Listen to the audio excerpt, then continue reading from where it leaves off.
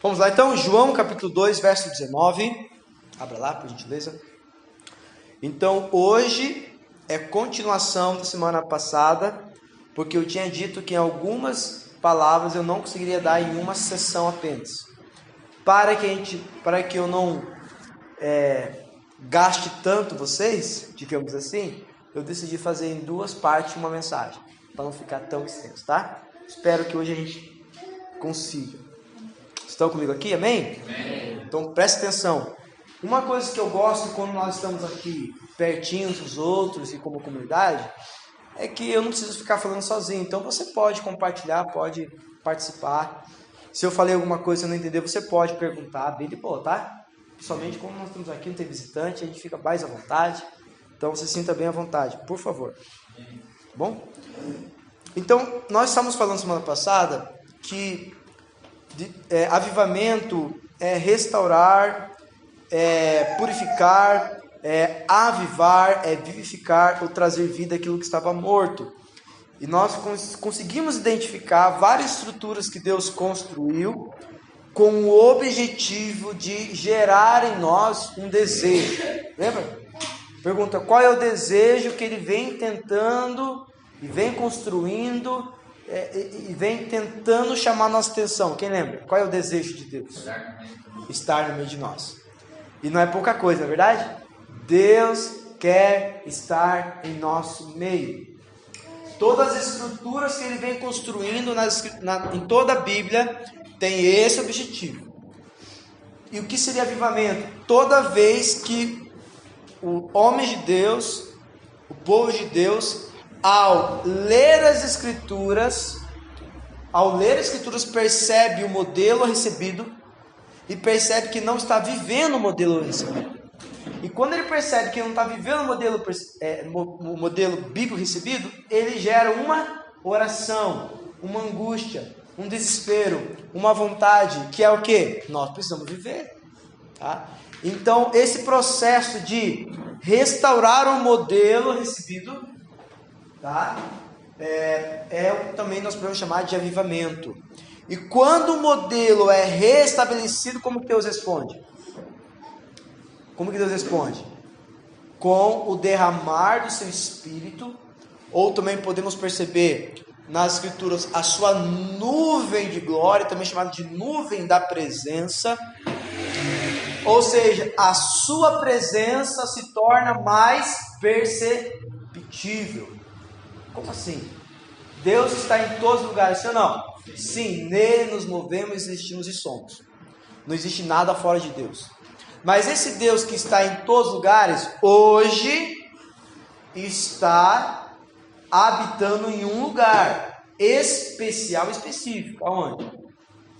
Nos céus dos céus, também no trono de Deus, ok? Também chamada da verdadeira Jerusalém, digamos assim, a Jerusalém celestial. Embora Deus esteja em todos os lugares, tem um lugar onde Ele está hoje habitando, ok? E este Deus que está habitando em nosso meio hoje, como que é o nome dele? Espírito Santo, morando, tabernaculando dentro de quem? Dentro de nós. Ou nós dentro dele? As duas coisas. A Escritura disse, quando nos unimos no Senhor, se fazemos um Espírito com Ele. Nós podemos dizer que, na verdade, Ele nos insere no que Coríntios 15 vai dizer sobre o corpo espiritual. Entenderam ou não entenderam? A Bíblia então vai dizer que quando nós somos batizados no corpo. Batismo significa imersão. Então nós somos imergidos e tomamos a forma. Quero dizer com isso que esse é o motivo pelo qual piercing, tatuagem não é pecado. Amém? Amém. Assim, obrigado, pastor. Posso continuar trabalhando. A questão é que quando as Escrituras falam sobre cuide do corpo, ele não está falando disso aqui. Ele está falando do corpo místico. Tanto é verdade que ele diz que há pecados para a morte e pecados que não é para a morte. Qual é o pecado que é para a morte? O corpo que macula o corpo, que também é chamado nas escrituras de pecados sexuais, pecados de imoralidade. Esses pecados ferem o corpo. E por isso que a Bíblia pega tão pesado com um negócio chamado adultério. E também Deus pega tão pesado quando há problemas entre irmãos, porque esses pecados são pecados contra o corpo de Cristo. Amém? Não sei nem porque eu estou falando isso, mas vai lá, já foi. Tá? Então é o seguinte, eu terminei dizendo o seguinte, que nós podemos olhar para as Escrituras e perceber qual é o modelo que ele quer restaurar. Quem lembra qual é o modelo que ele quer restaurar? Ninguém lembra? Tem que pregar de volta a mesma mensagem? Hã? Modelo de Jesus. Parabéns, Marco. 2 pontinhos pro Marco já hoje. O cara tá afiado, né? 2 estrelinhas. A questão é que qual é o modelo de Jesus? Bom, tá? Então hoje eu quero eu falei um pouquinho sobre isso, mas hoje eu quero falar especificamente sobre o modelo, porque a gente precisa ter uma visão coletiva e bíblica acerca do avivamento para a gente buscar a mesma coisa, ok? Então Jesus, ele também pode ser considerado como um reformador, se não? Ou reformador, não é verdade? Jesus, ao mesmo tempo que ele era o reformador, ele era a própria reforma. A Escritura diz que ele é o cumprimento e cumpridor de toda a Bíblia. Ele é o cumprimento e o cumpridor de toda a lei.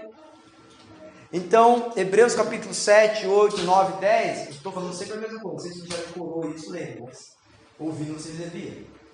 Hebreus 7, 8, 9, 10 mostra que Jesus, ao entrar no verdadeiro tabernáculo, ao qual Moisés olhou e fez a maquete, purificou todas as coisas. Purificou todas as coisas. Ou cumpriu todas as coisas. Ok? Então, por exemplo, para você fazer uma oferta ao Senhor de gratidão, você tinha que fazer através de um animal, através do sacerdote. E somente o sumo sacerdote podia entrar no lugar santíssimo, somente quantas vezes por ano? Uma única vez. E aí Hebreus 7, 8, 9 e 10 vai dizer que agora o caminho que estava fechado, impedido, agora um novo caminho está aberto. E o véu que estava impedido, agora de alto a baixo, ele foi rasgado. Então agora nós podemos entrar com ousadia, não é a mesma coisa que estupidez, não é da qualquer maneira. Mas ele diz, entrai com ousadia. Você pode entrar, todos nós fomos chamados para ser o que? Sacerdotes. E quem que nos introduz no verdadeiro tabernáculo celestial? O sumo sacerdote. Quem? Jesus. Pela ordem de Melquisedeque, não da ordem levítica. Porque pela ordem levítica, nem sacerdote ele deveria ser. Se você ler Hebreus, você sabe do que eu estou falando.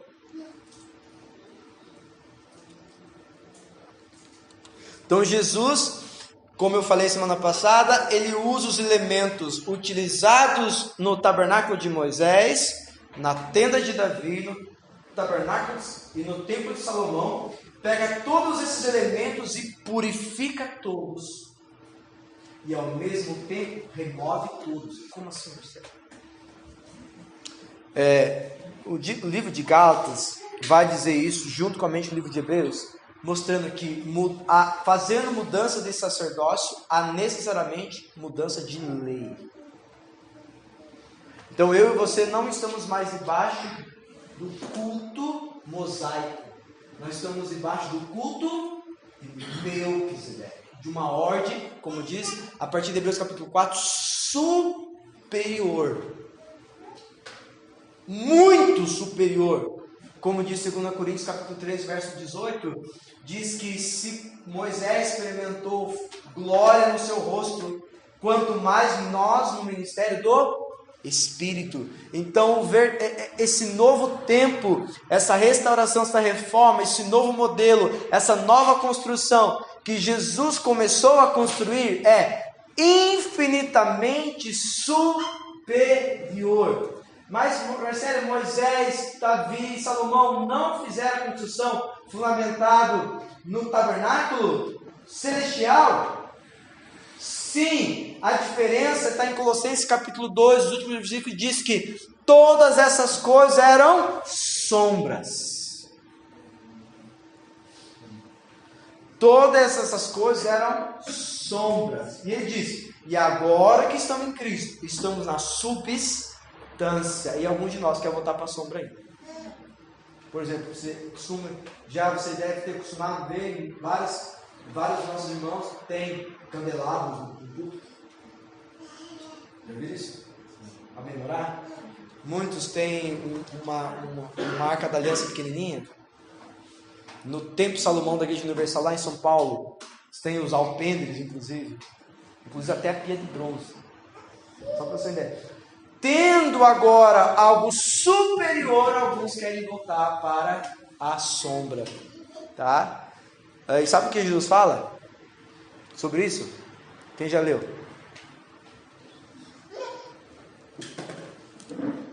Alguns querem ainda celebrar as festas. Alguns nossos irmãos piedosos guardam o sábado. Sabe o que Paulo fala sobre isso? Não tem problema não. Ele não vai dizer que isso é carnalidade, ele vai dizer que é imaturidade. E ele diz, vocês devem amar eles mesmo assim. Então, nossos irmãos que ainda estão na sombra em alguns ambientes, ok? Nós temos que amá-los, porque Paulo nos ensinou a amá-los e vê-los como irmãos, e não discutir por essas coisas. Então, quem ainda está na sombra, não pode ser visto como carnal. Ele tem que ser visto como imaturo, apenas. Ele vai encontrar maturidade. Amém? Vocês estão comigo aqui? Tá? Porque para aqueles que estão em Cristo, todo dia é sábado. Porque sábado virou uma pessoa. É por isso que todo dia estão no descanso do Senhor. Se vocês não entenderam ainda, eu já entendi. Tem gente aí que está pior do que eu, ou melhor do que eu. Não vou falar, mano, começa com C, termina com Aiô. Amém? Então vamos perceber um pouquinho como esse Jesus ele vai fazer isso, tá? Então ele vai pegar os elementos da sombra, os elementos construídos e vai purificar todos eles e trazer um novo modelo para nós, ok? Uma das coisas que você já ouviu é que ele está fazendo antes, foi feito em pedras, agora é feito através de pedras vivas. E quem são as pedras vivas? Nós, exatamente. Então ele está edificando através de homens. Você vê exatamente Jesus fazendo isso, não é verdade? Ele pega 12 homens.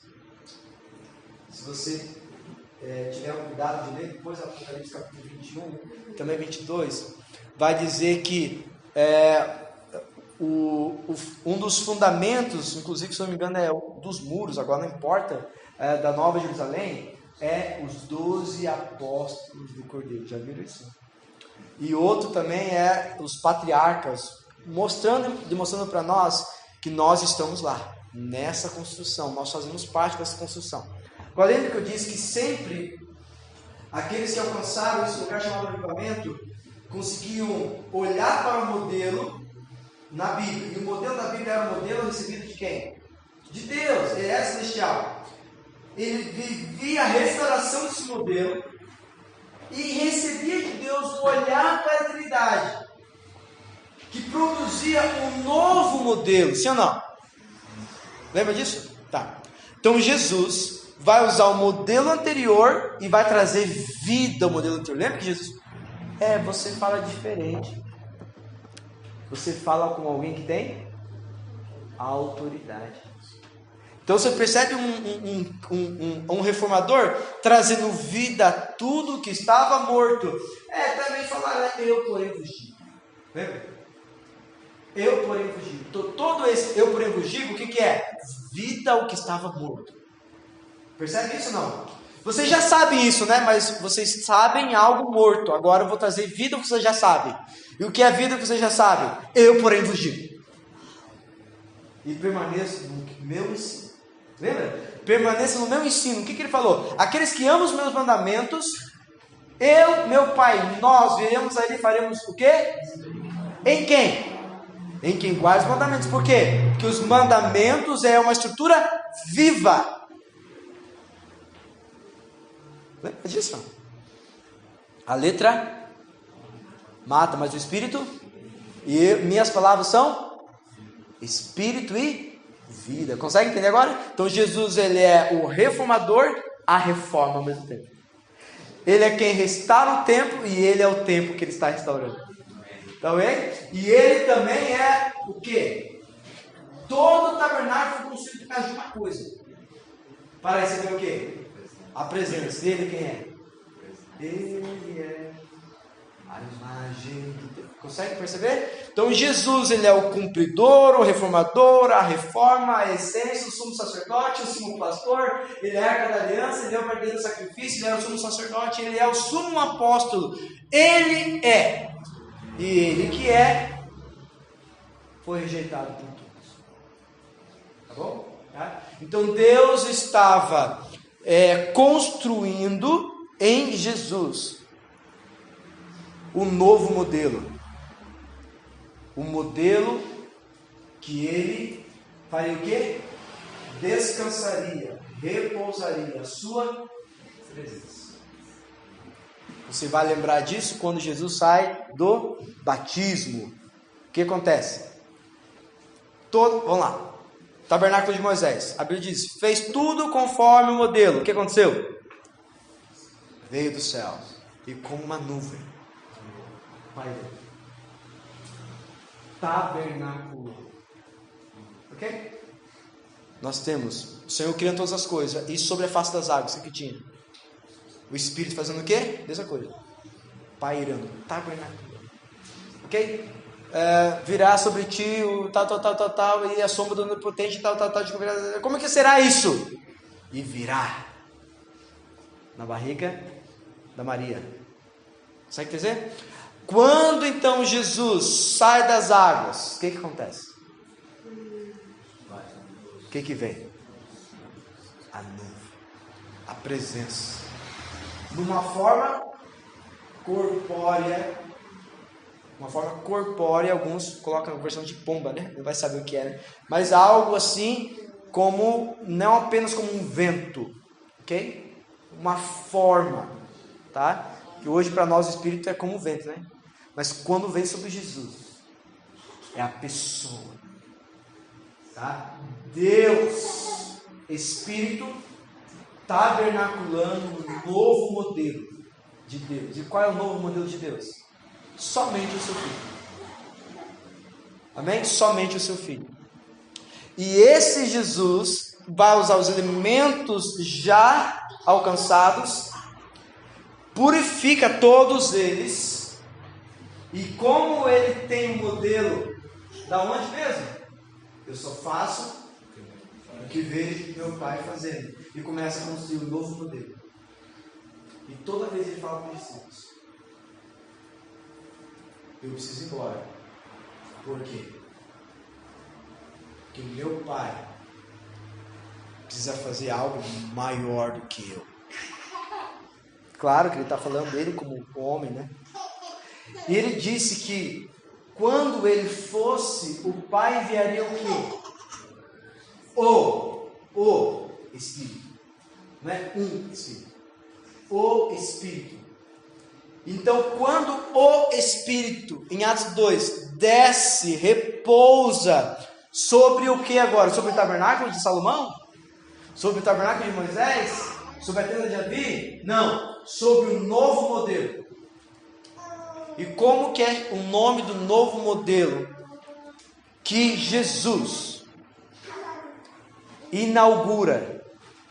E lembre, toda vez que se inaugura os templos no Antigo Testamento, é inaugurado, como que é? Vamos santificar, vamos inaugurar o templo, como que é? Vinha do céu. E batismo. E batizava com a presença. Então lá, o modelo está pronto. Estava ou não estava? Não. Jesus morreu. Como que estava o modelo?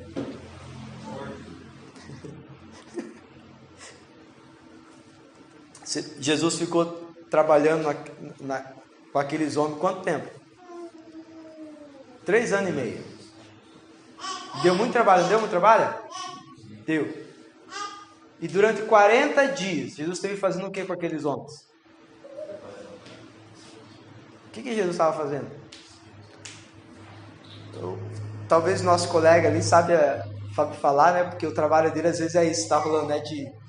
Os caras fazem, você tem que revisar alguma coisa assim, para ver se está certo. Depois passa por outro que revisa. Jesus falou assim, olha, eu estou quase convicto que vocês estão prontos. Mas eu peguei Pedro pescando de novo. Peguei o outro dentro de uma sala escondido com medo. Você está pronto esse modelo. Então Jesus, ele pega o modelo que ele estava edificando, construindo, e faz o quê? Ele vai lapidar. Ele vai tirar as brechinhas. E sabe como que ele termina isso? Em Atos capítulo 1. Agora vocês estão prontos. Sim ou não? Não. Vocês precisam fazer uma coisa.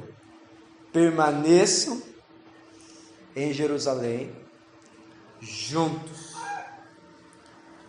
Quando que eles ficaram prontos?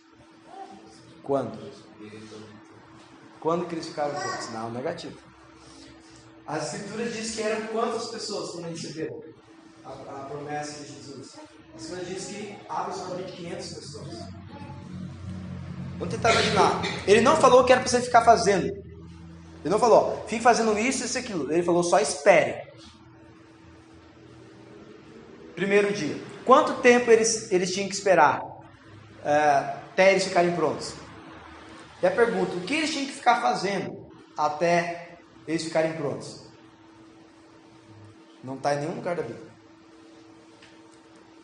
Primeiro dia, 500 pessoas. Você tem que imaginar, 500 pessoas juntas, treinadas, preparadas para o seu novo modelo. Ok? E aí um pergunta para o outro pergunta para o que nós faz aqui? Come, a gente canta, a gente pode tomar banho, a gente come, o que faz? As escrituras falam para nós quantos receberam o Espírito Santo em Atos 2, quantos? Aproximadamente 120 pessoas. E quantos dias demorou entre a promessa e o cumprimento? Quem lembra? 10 dias. Mas eles sabiam que ia durar 10 dias? Não. Ou seja, se durasse 100 anos, acho que ninguém estava lá, né? Mas a questão aqui, a Bíblia diz que eles juntos, perseveravam em uma coisa. A Bíblia não fala outras coisas que eles faziam. Se eles faziam, a Bíblia não conta. A Bíblia só conta que a maneira que eles aprenderam com Jesus, qual era o modelo de Jesus de esperar mesmo? Se você estava 3 anos e meio com ele, orando. Então o que eles fizeram? Nós não sabemos quanto temos que fazer, vamos fazer o que ele fazia. Orar. Agora você já sabe por que um monte de gente não ficou. O pessoal só veio pelas sextas-feiras. Porque a gente já sabe agora por que dos 500 sobrou 120. Porque era orando e era muito chato. Não podemos imaginar a oração depois de Atos 2. É a oração antes de Atos 2. A oração ficou legal depois de Atos 2. Antes de Atos 2 era a palavra perseverava. Um dia, não aconteceu nada. Saíram 10. A gente vai trabalhar. Quando acontecer, você avisa no botão. Aí o outro, não, eu deixei lá a panela no feijão para estourar a panela. Daqui a pouco eu volto. E não voltou. Foram indo. 2 dias, 3 dias, 4 dias, 6 dias. No 7º dia, o que estão fazendo lá? Já veio o que Jesus falou que ia vir? Não, mas o que estão fazendo? Só orando. Não, vou ficar aqui em casa. Quando vir, você me avisa. A gente não tem essa ideia, né? Humana da coisa, né? Porque vamos lá, quem está vindo sexta-feira aqui, é má glória, é avivamento, é manto, é ou não é? Não é. A maioria das vezes é chato, a maioria das vezes é difícil, a maioria das vezes nós estamos com preguiça, a maioria das vezes nós queremos dormir, porque a gente vai para o trabalho. Não é, irmão. Mas depois que se cumpriu, quando eles estavam prontos, E só quem sabe que eles estavam prontos é quem? O Pai. Porque quem enviaria? Jesus foi e pediu para o Pai. E quem enviaria? O Pai. Quando eles estavam prontos, que só quem sabe quem está pronto é o Pai. Ou seja, não sei se você já percebeu isso aqui. Quantos aqui teoricamente já sabem o que precisa fazer? Teoricamente. E está resolvido? Não. Eles também, teoricamente, eles sabiam o que fazer. Só quem sabe quando nós estaremos prontos para receber o avivamento é quem? O Pai. Qual é o nosso trabalho? Perseverar. Até quando? Até quando? Até quando ele vir. Se ele não vir, como Hebreus 11, morreram todos sem alcançar a promessa. Chamados de heróis da fé. Herói da fé não é quem viu, é quem morreu crendo. Estamos dispostos? Aquela mulher me inspira, 84 anos. Não arredava o pé do templo, que não tinha a arca da aliança. Era chato pra dedéu aquela oração daquela viúva. Sozinha.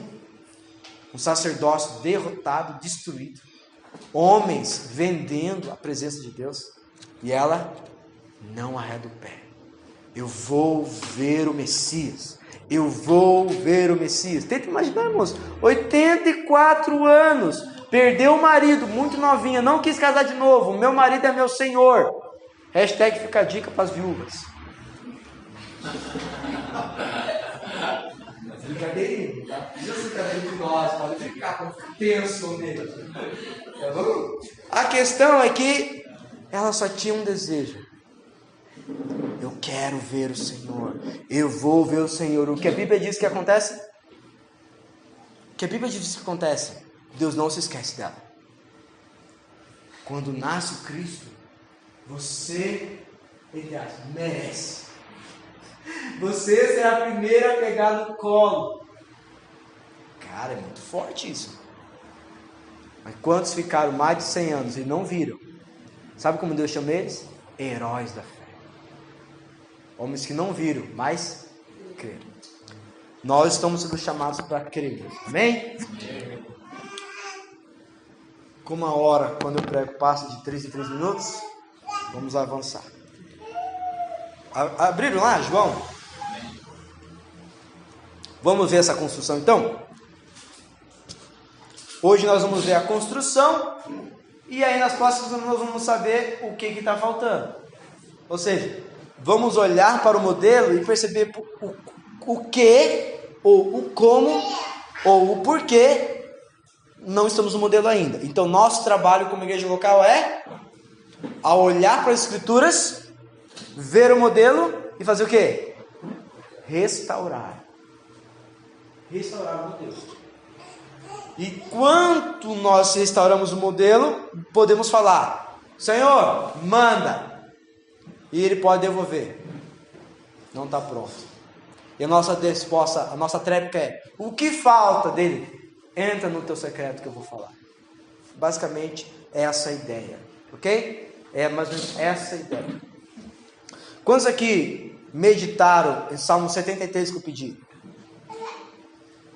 Está nos fundos. Salmo 73. Eu quero dar dica, tá? Spoiler. Uma coisa que vocês não falaram, pode ser que vocês tenham visto, mas vocês não falaram, quando vocês fizeram uma exposição um pouquinho do que Deus mostrou para vocês lá, na meditação Davi fala o seguinte, depois que eu entrei na presença do Senhor, eu entendi. É isso. Depois que eu entrei na presença do Senhor, eu entendi. Então, esse é o motivo de nós não estarmos entendendo muitas coisas. Tá? Vamos lá. João 2, verso 19. Pois bem, respondeu Jesus, destruam esse templo. Em 3 dias eu o levantarei, reconstruirei. Eles disseram, foram necessários 46 anos, já expliquei para você que é 49, para construir esse templo, e você o reconstruirá em 3 dias?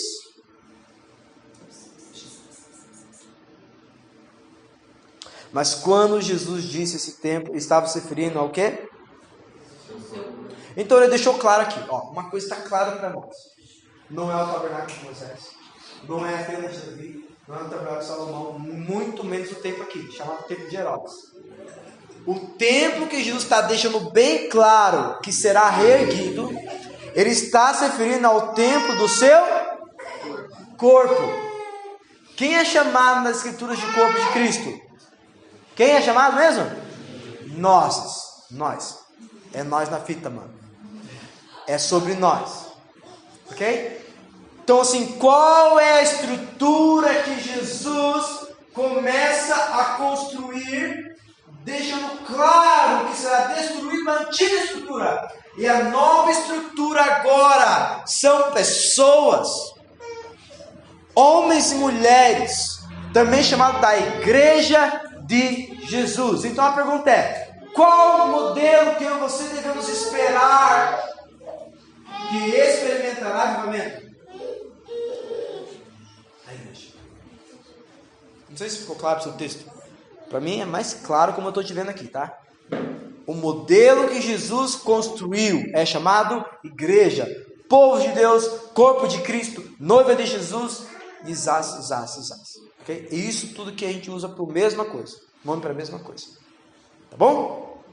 Vamos lá. Então ele vai definir o novo modelo. Quem define o novo modelo para a habitação de Deus? Lembra qual é o desejo de Deus? Eu quero estar no meio do meu povo. E com Jesus, pela pessoa do Espírito Santo, ele não apenas está em nosso meio, ele está dentro de nós. Se é que a gente pode crer nisso. Sabe que a gente consegue crer? Que o Deus Todo-Poderoso, Criador dos céus e da terra, está dentro de nós. Será que a gente consegue crer nisso? Nós juntos aqui formamos o que a Bíblia diz do tabernáculo de Deus, também chamado do corpo de Cristo. Assim como pomba desceu sobre Jesus, o Espírito desceu sobre homens. E todos aqueles que agora nascem de novo entram nesse corpo místico de Cristo. Quem faz parte da igreja? Todos aqueles que foram redimidos por Ele mesmo, no passado, no presente, e se você olha para Apocalipse, do futuro. Todos nós fazemos parte da igreja mística de Jesus, inclusive aqueles que vão se salvar amanhã. Como Paulo, já estava dentro do plano de Deus, mas na era apostólica, ele, no início da igreja, ele não estava salvo. Lembra disso? Não estava salvo, mas ele mesmo entendendo que Deus já tinha chamado ele no ventre. Gálatas capítulo 1. No ventre da minha mãe, eu fui chamado.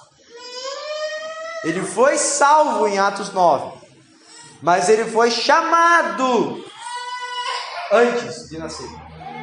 Então você percebe? Tem muitos de nós, muitos dos nossos irmãos que ainda estão nos bares e ainda estão nas outras religiões, mas fazem parte do povo de Deus. Amém? Nosso papel é pelo Evangelho trazer eles para, como diz a nossa irmã Vanessa, ainda há lugar à mesa.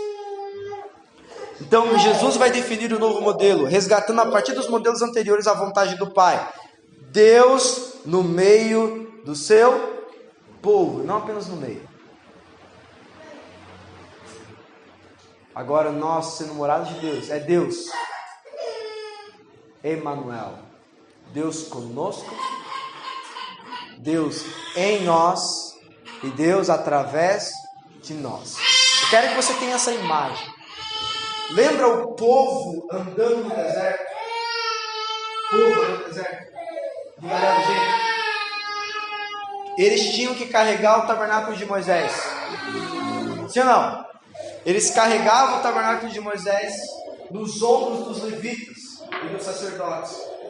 E tinha uma nuvem espessa, que à noite produzia o quê?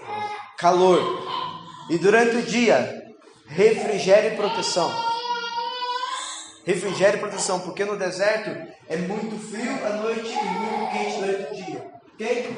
Beleza? Consegue? Isso é uma coisa que você consegue imaginar? Isso acontecendo? Agora, nós estamos no deserto. Sim ou não? Sim. Nós estamos na Babilônia. Ok? Nós estamos vivendo no chamado sistema deste mundo. Ok? E nós, agora tenta imaginar nós como um homem andando na terra. Quem assistiu o desenho dos, não sei se é aquele Hooligans, não sei o que. Que é um cara que vai pro mundo, ele é gigante, as pessoas são pequenininhas. Você já viu essa cena? Mas tenta imaginar um gigante andando, cuja cabeça dá no céu e cujo corpo está inteiro na terra. Consegue imaginar uma ideia? Tenta imaginar alguém muito gigante, grande a ponto da sua cabeça, está no céu e o corpo andando na terra.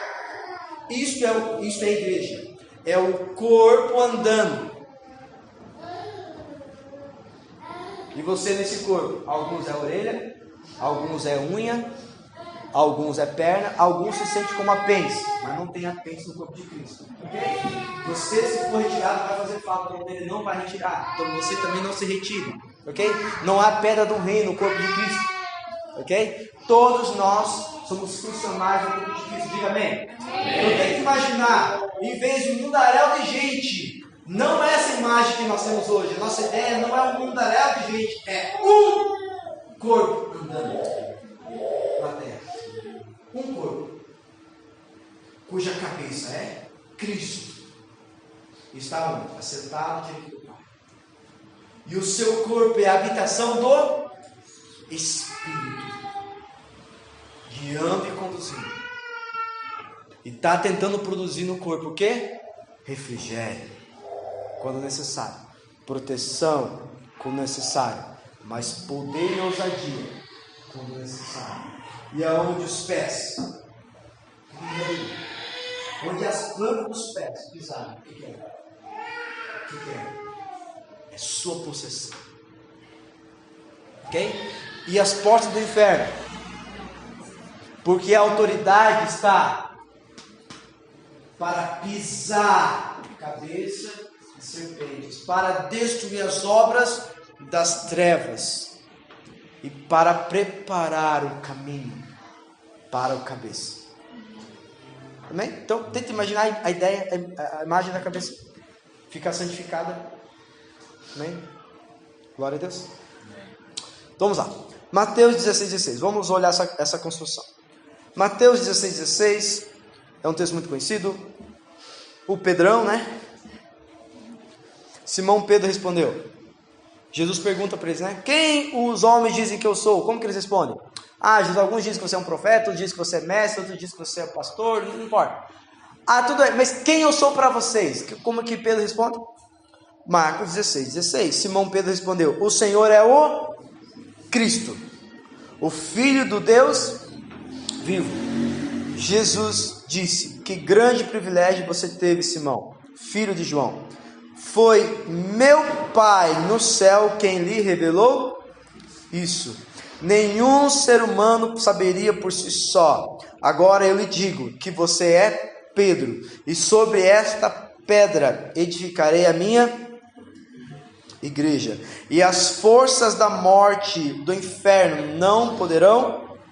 Verso 19: eu lhe darei a chave do reino dos céus. Quem é que recebeu a chave do reino dos céus? A igreja. Nós não somos pouca coisa não, irmão. Ok? Nós somos a construção de Deus na terra. Nós recebemos autoridade para destruir as trevas. E nós recebemos autoridade para dizer aos céus o que os céus têm que fazer. Nós chamamos isso do poder das chaves. O que for ligado é ligado, o que é desligado é desligado. Simples assim. Amém, irmãos? Amém.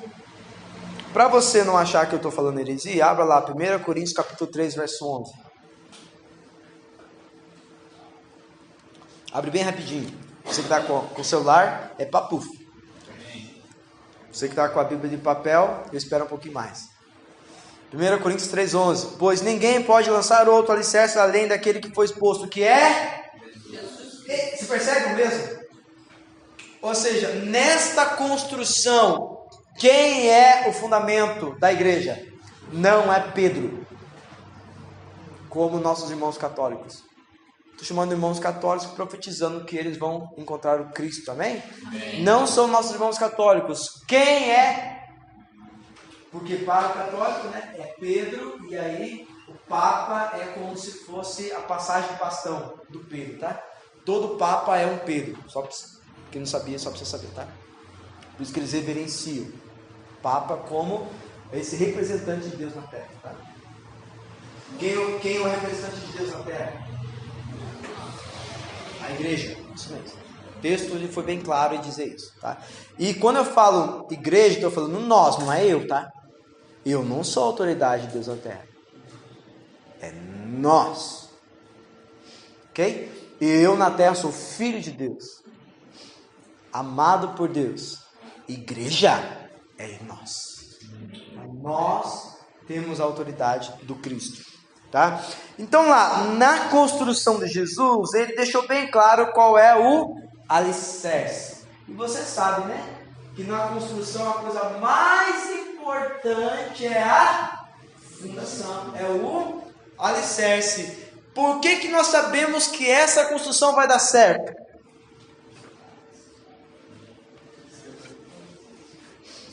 Porque quem que lançou o fundamento?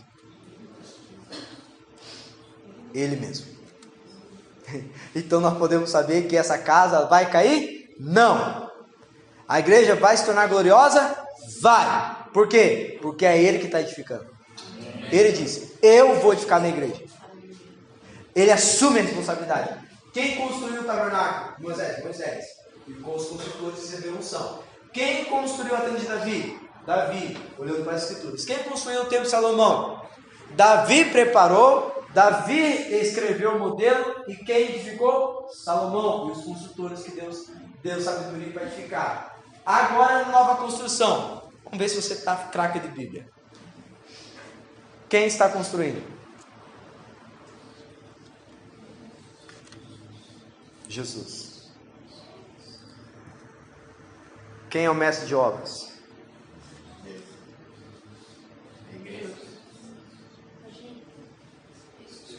Espírito Santo. Ok? E quem são os homens dons? Como no tabernáculo de Moisés, como na tenda de Davi, como no tabernáculo de Salomão, que receberam graça para construir algo que eles nunca tinham visto na vida. Quem? Nós. E quem é nós? Jesus, em Efésios capítulo 4, deu 5 ministérios. Para o quê? Para equipar todo o restante. Porque todo o restante recebeu o quê? Coríntios 12. Dons. Para edificar uns aos outros. Entenderam ou não entenderam? Você tem a mesma linguagem dos tabernáculos, agora numa realidade visível, através de homens e mulheres redimidas pelo sangue do Cordeiro. A questão é que não mudou, é uma construção. O que diferencia, que agora não são pedras, tijolo, são homens e mulheres. Agora, que precisam ser o quê?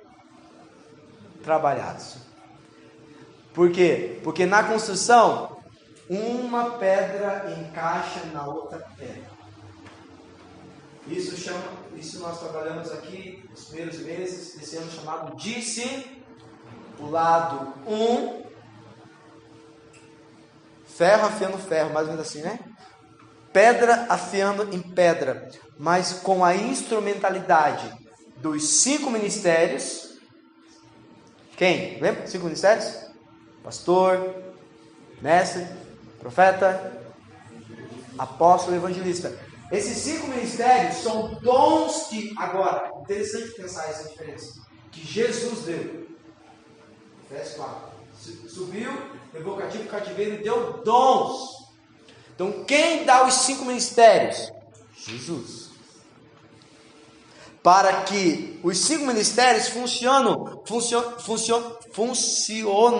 equipando, treinando todos, porque todos receberam agora do Espírito Santo dons, agora plural, dons. Todos receberam, todos. Repita comigo, eu recebi dom. Para edificar o meu irmão. Para que ele seja. Junto comigo. Morada de Deus. Amém? Por isso nós estamos aqui. Para a edificação de uns aos outros. Então vamos ver isso? Efésios capítulo 2, verso 19. Se o alicerce, o fundamento é Cristo, numa construção, qual é a segunda coisa mais importante? As colunas. É isso aqui, ó. Ok? As colunas. Também chamadas, às vezes, de sapatas, né? As colunas. Percebe? E usando uma linguagem que a gente poderia perceber, ele vai dizer o que é ou quem são as colunas. O que é ou quem são as colunas? Alguém já profetizou assim para você, irmão? Eu vejo você com uma coluna nessa igreja. Misericórdia, né? Olha o peso que tem isso. Imagina você uma coluna. Uau! Mas de verdade, irmãos, na prática nós temos visto que alguns irmãos parece, não está na Bíblia isso, não está mesmo, mas parece que são como colunas. Se ele desabar, cai. Já viram isso? Não parece assim? Se o irmão cair, parece que vai caindo assim, que nem efeito dominó. Mas não está na Bíblia, tá? Por que isso acontece? Porque nós erigimos colunas que Deus não está erigindo, ok? Ele já definiu aqui quem é as colunas, e não pode ser Marcelo. As colunas não é os 5 ministérios. Nós vamos ver aqui. As colunas é outra coisa. As colunas que vai dar sustentação para o que será construído em cima. Percebe aqui quantos andares tem essa construção aqui? Essa aqui, 4, né? Só pode estar de pé esse negócio porque a fundação deve ter sido muito bem feita. Só que só a fundação sem colunas teria feito o quê? Vamos tentar imaginar assim. Está amarrado em nome de Jesus. Mas tenta imaginar um dia o Jair. Vou pegar o Jair, que é o cara mais sábio de nós. Vou pegar o Jair e falar assim, eu vou fazer um agrado para os irmãos da igreja. Aí um dia ele pega uma marreta e vem aqui no templo e começa a derrubar essa e essa. Se ele estiver sozinho, morre só um, pelo menos, né? O que vai acontecer? Quando você derruba a coluna, o que acontece? O que acontece? Desaba.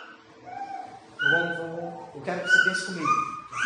Uma das coisas que nós precisamos urgentemente restaurar para que derrame o último avivamento é as colunas. Vamos ver? Efésios 2, verso 19. Portanto, vocês já não são estranhos e forasteiros, mas vocês são concidadãos dos santos, povo santo, membros da família de Deus.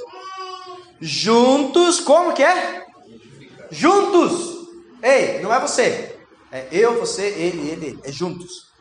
Juntos somos casa de Deus. Você não é casa de Deus sozinho. Então já acabou aquela ideia que eu consigo ser casa de Deus na minha casa. Não consegue. Você é filho de Deus, amado de Deus na sua casa. Até a família de Deus, mas casa? Não. Casa não. Não entenderam isso? Jesus não vem, por exemplo, habitar em várias casas. Ele vem tabernacular na casa. Singular. Na Bíblia, singular é coletivo e coletivo é singular. O plural é singular e o singular é plural. Deus, Pai, Filho e Espírito Santo.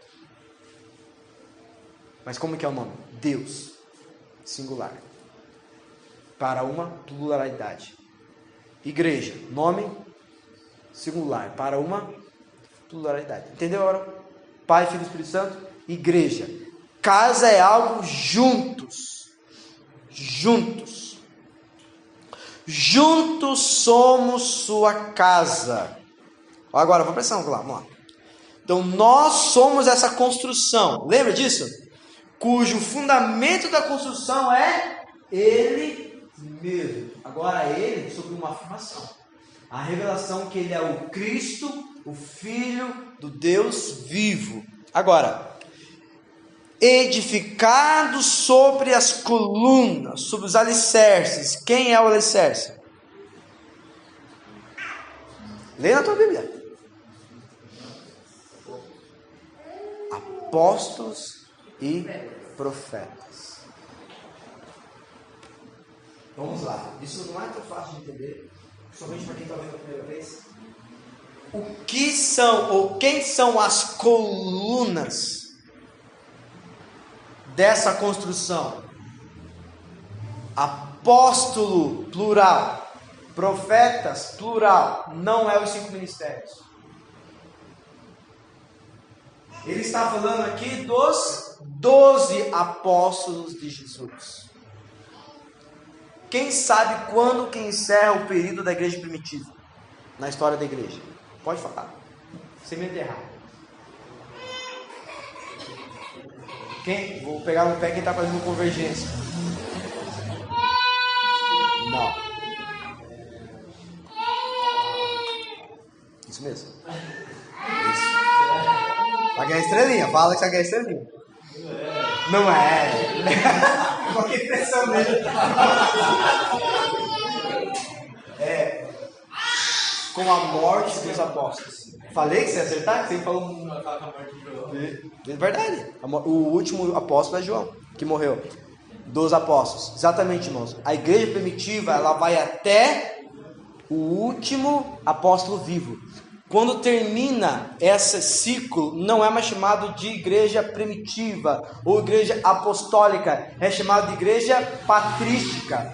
São os discípulos dos apóstolos. Isso é tão sério, tão grave na história da igreja, que a pergunta é: quem tem autoridade para falar em nome de Deus? Porque quem foi enviado mesmo? Os 12. E os 12 morreram. A pergunta: quem será de nós? A pergunta: os discípulos dos apóstolos tinham mesmo gabarito dos 12 apóstolos, sim ou não? Sim. Sim. Porque o que habilitava não era o apostolado, era o Espírito. E o Espírito deu dons. E o Espírito deu o quê? Por exemplo, Billy Graham. Tem na Netflix, tá? Billy Graham, só pegar lá o documentário. Inclusive é o primeiro livro que eu li depois que eu converti. Maior que a Bíblia. E isso ele tinha só uns 80 anos na época. Billy Graham fez muito mais que Jesus. Muito mais do que os apóstolos. Um homem só. 4, se não me engano, 4 presidentes dos Estados Unidos. Quando Billy Graham morreu, líderes do mundo inteiro vieram prestar homenagem. Quem discursou na morte de Billy Graham? 3 presidentes vivos dos Estados Unidos. Obrigado. O que eu quero dizer com isso é que a questão não era que os apóstolos eram maiores e melhores. Os apóstolos eram um alicerce. Percebe que não tem a ver com ser maior ou menor? Ou seja, como que eles conseguiram definir o que entraria e o que não entraria na Bíblia, chamado hoje do cânon bíblico? Quais são os livros? Então, como não tem mais autoridade apostólica viva, encerra o que Deus falou. Está entendendo? Então agora eles foram obrigados a fazer concílios e definir o que é Deus falando e o que não é Deus falando na Bíblia. Então eles tiveram que definir o cânon bíblico. Então eles se reuniram e definiram o que é Bíblia e o que é história. Então como que eles definiram? Basicamente assim, foi o apóstolo que disse, vai entrar. Por quê? Porque Jesus falou, eles são meus apóstolos. Quem que definiu os apóstolos, irmãos? Jesus. Pela vontade de quem? E por que que nós aceitamos isso? Porque ele estava edificando um novo modelo. Ele só fez o que viu o Pai Ele ficou quanto tempo para definir que aqueles 12 seriam os apóstolos? Eu já falei aqui, 12 horas. 12 horas, orando, para receber do Pai. Quem eram os 12? Jesus não escolheu os 12, ele recebeu do Pai. Porque todo modelo que Deus vai habitar é vindo de quem? Do céu. E quem são os profetas? Quem são os profetas aqui? O texto vai dizer, o texto dos profetas. Jesus ele vai dizer isso, inclusive, na sua linha hermenêutica, assim, olha, tudo que os profetas falaram, aonde? Na Torá, na lei e nos salmos. Então foi definido que todos os profetas da Torá, profetas maiores e profetas menores, até o dia que foi o último. Quem foi o último profeta na Torá? Qual é o último? Malaquias. Agora, qual que é o último do Antigo Testamento, da Antiga Aliança? Que é inclusive o maior nascido de mulher? João Batista. Inclusive, ele fala, depois de João Batista, o menor é maior que João. Porque ali encerra os profetas. E quem disse que esse cara é esse cara que eu estou falando? Quem? Jesus. E você sabe quem a Malaquias tinha profetizado? O Isaías profetizou? Quem? Jesus. E quem diz que esses profetas são profetas de Deus? Jesus. Citou. Quem citou Jeremias? Jesus. Quem citou Isaías? Jesus. Quem citou os profetas? Quem no caminho de Emaús leu com os discípulos de Moisés e todos os profetas falando que era sobre ele? Então Jesus está dizendo o seguinte, que o alicerce da minha igreja são os profetas. Agora presta atenção, isso aqui é muito importante. O que eles falaram, as suas vidas e as suas profecias. Qual é o alicerce da construção de Deus? A vida deles, o testemunho deles e o escrito deles. Com isso, eu estou dizendo que não tem mais profetas? Tem. Os 5 ministérios não são fundamento da igreja. São, quem está escrito lá em Efésios 4? São homens dons. Para equipar, não para ser discípulos. Percebe? A Bíblia diz a diferença.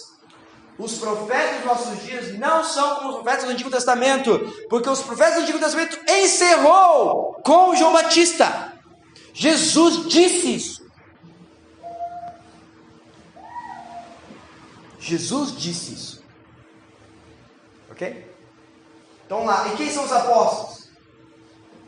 Os 12 apóstolos de Jesus.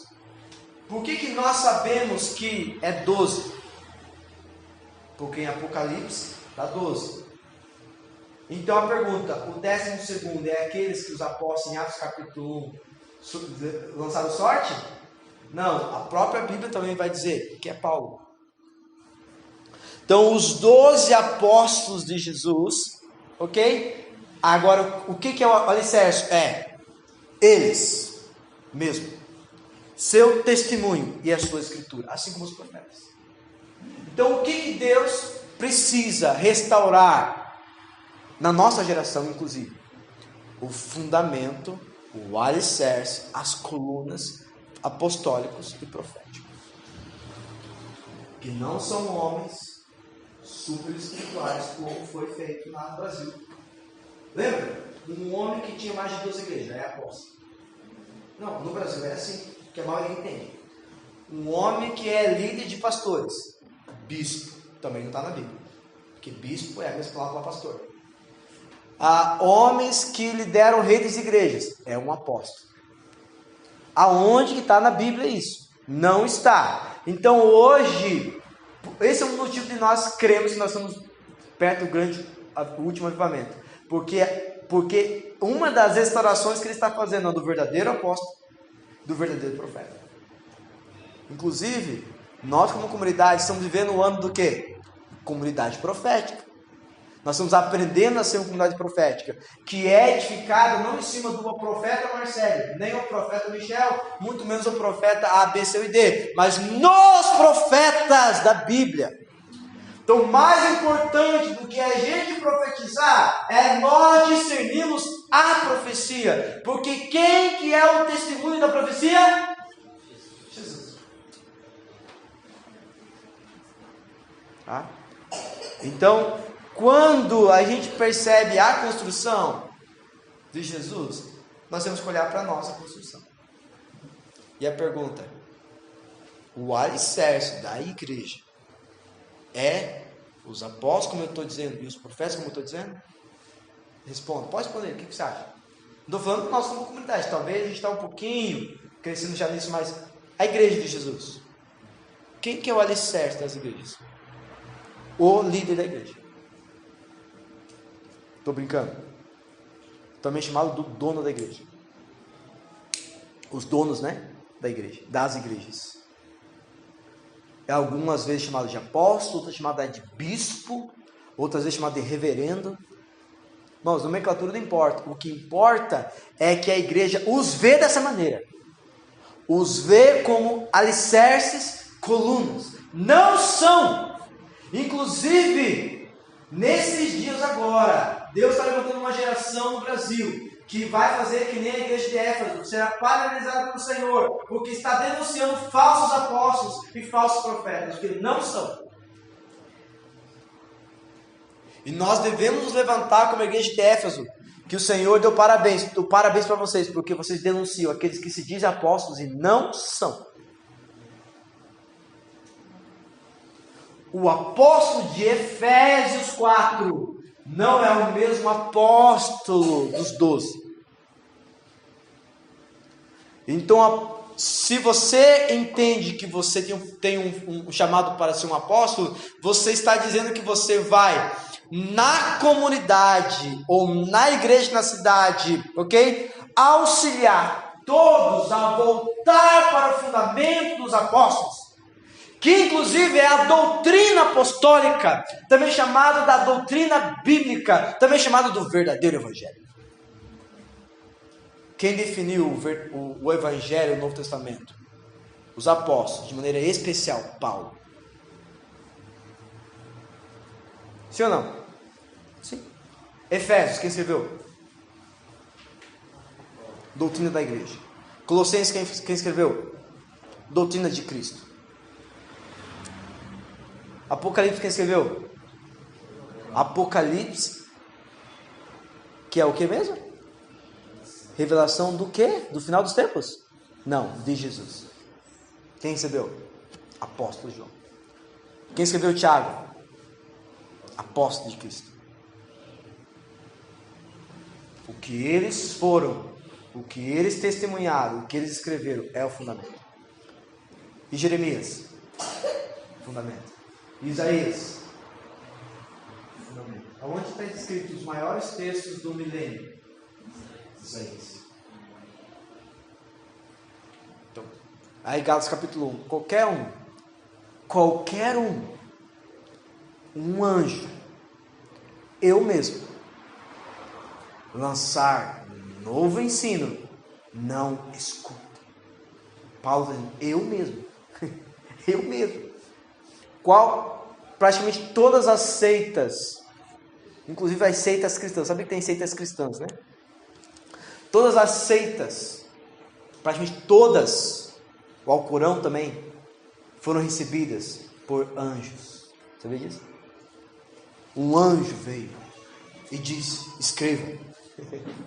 Escreva. Ele escreveu e falou, olha aqui é um complemento da Bíblia.